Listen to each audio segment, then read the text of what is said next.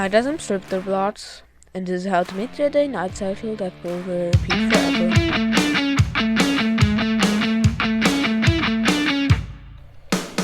It is very easy to create a weather cycle. First of all, we have to insert a script into service, and then we need two variables. First of all, how many tenths of a second there will be in one 24 hours in game.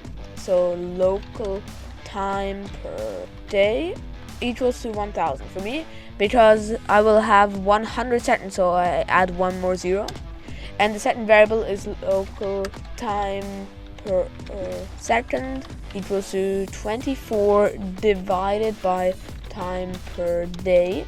Then what we'll do is do while wait 0.1 do, so that every tenth of a second this will trigger. That's why we also have that it does this 10 times as often as in seconds we want. Then we'll just do game.lighting.clocktime plus equals to time per second, which is our variable right here.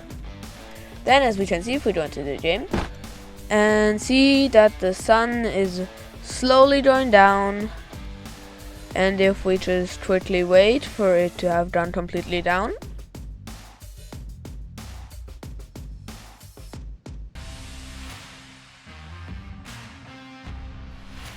we can see that this will repeat forever. Perfect.